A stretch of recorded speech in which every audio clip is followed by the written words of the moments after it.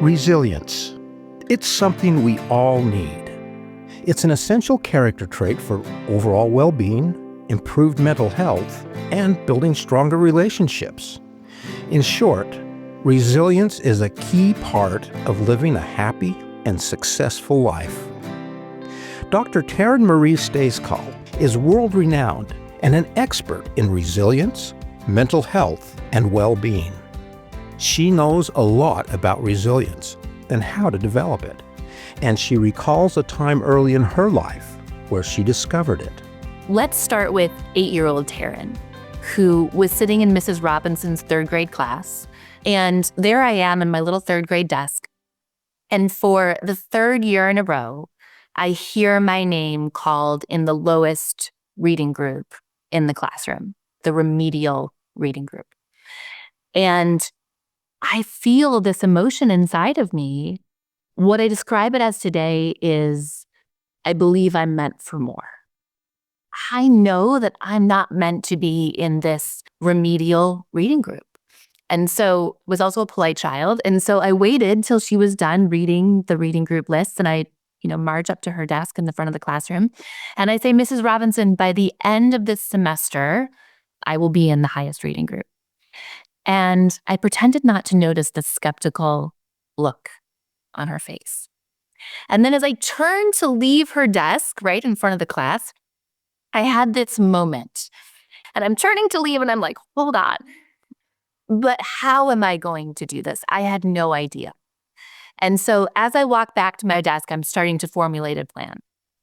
And I decide that every single day on my notebook paper, I'm going to write down the words that I cannot pronounce or the words that I cannot read or I cannot spell, and I'm going to go home and I'm going to practice those words. And I did two things. One, I committed to this. I went home every single day after school and practiced those words alone in my bedroom, at my little desk, under my little light. And the second thing that I did is I chose to believe that it was possible. Even though there was no evidence at that moment, because I'd been in the lowest reading group for the past 3 years, there was no evidence that I was going to ascend to that reading group, but I chose to believe in it. So I stayed disciplined and I chose to believe in what was possible. And by the end of that semester, happy news, I ascended to the highest reading group.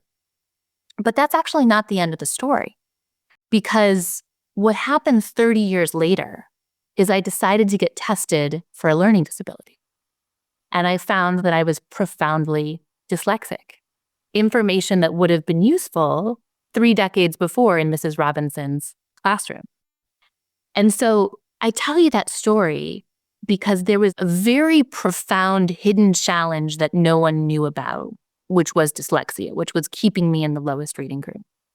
But despite that, I decided to stay disciplined and I decided to believe in what's possible. And as an 8-year-old child, I effectively taught myself to learn to read and to spell. As an 8-year-old child, Dr. Taryn Marie learned that resilience is built through experiences and comes from characteristics like perseverance, optimism, and belief in yourself. Her experience led her to want to learn more about resilience, where it comes from, how we develop it, and how it helps us succeed in life. I took it upon myself to interview hundreds of people and to collect thousands of pieces of data to ask them about how they effectively faced their greatest challenges. When you're doing qualitative research, I'm not really coming to the conclusion. It's more like I'm aggregating what I heard people tell me. And so these hundreds of people that I interviewed about the greatest challenges they faced, and I also looked at thousands of pieces of data, accounts of facing what I call the big 3 C's: challenge, change, and complexity. Oh yes, the big 3 C's: challenge, change, and complexity. Now, those are not situations we typically seek out or welcome into our lives. In fact, most of us would like to avoid them like the plague.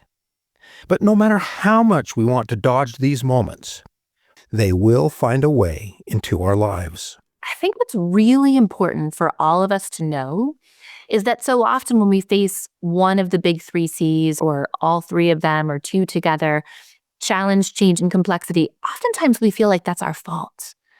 We're like, oh, I must have done something wrong to have to face this difficulty. Maybe I wasn't thoughtful enough. Maybe I wasn't planful enough. Maybe I made the wrong choices and that got me here. But in fact, challenge, change, and complexity, it's the fabric of being human.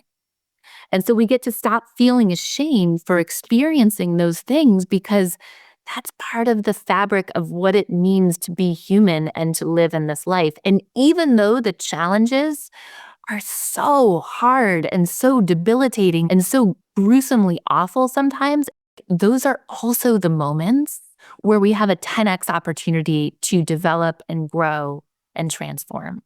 So challenge, change, and complexity are the fabric of our lives. But here's the good news. Resilience is actually the essence of being human. So if you've ever felt like, I don't think I'm resilient enough, or maybe I'm going to be found out, the good news for all of us is that resilience is fundamentally attached to our human DNA. Think about that again. Challenge, change, and complexity are the fabric of our lives. But resilience is the essence of who we are to cope with them. The good news is that we can all learn to be resilient. In fact, we've all faced challenge, change, and complexity even before we can remember. We ultimately learn to walk. And learning to walk is a really messy, sort of ungraceful process. We take a couple steps, we fall down, we smash our knee, we bump into a chair, we hit our forehead on the edge of the coffee table on the way down. Like, it's just not pretty.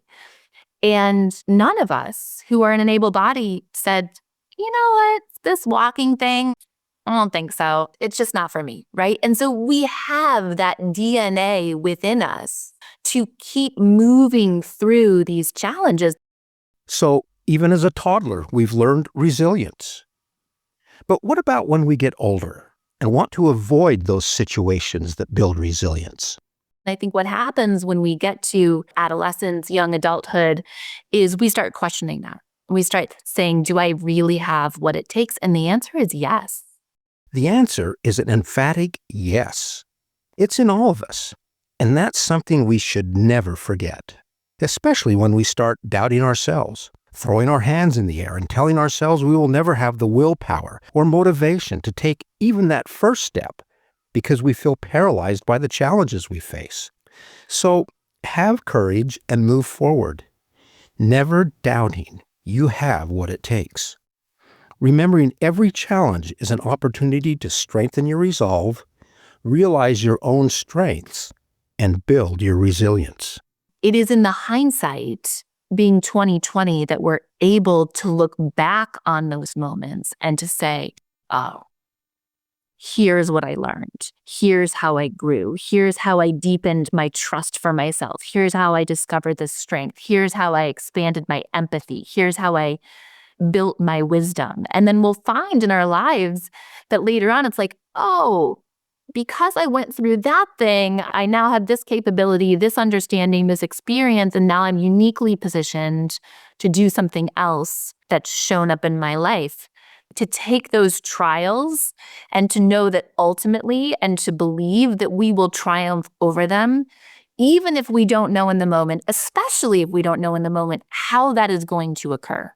But I think what happens is when we get some reps in, we begin to trust the process. If you've been running and you know you can run a mile, you're going to put your shoes on and you're going to go outside and you're not going to say, I don't know if I can do this. Well, you know you can because you've done it before. You've gotten the reps in and you know that you can do it. And so facing challenge is about getting the reps in, and it's about learning to trust ourselves so that as these greater and greater challenges show up in our lives, we have the capacity to say, okay, here's another moment that I don't know how this story is going to end. But what I do know is I can trust myself and the process, and that I will take this trial and it will ultimately be a triumph.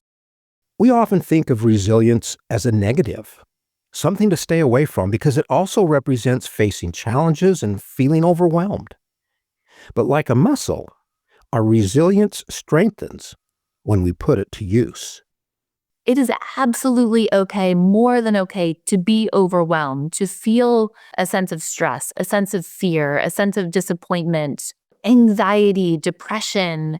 When those moments show up, we have the skills and the tools to be able to continue to move ourselves in a direction that's going to create a more positive and productive outcome, and to have built those things within ourselves. Nobody learns to swim in a flood.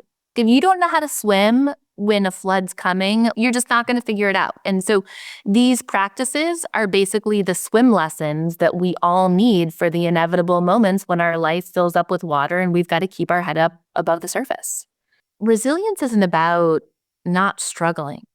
Resilience gives us the tools to struggle well. There it is, from the world's #1 expert in resilience. No matter who you are or what challenge you face, resilience is part of your DNA. So wherever you are in your life, move ahead despite the obstacles. Press forward with your resilience. It will give you stronger mental health, more meaningful relationships, and greater overall happiness. So take this newfound resilience you found and pass it on. From passiton.com. If you enjoyed this bite-sized podcast, subscribe and pass it on to a friend.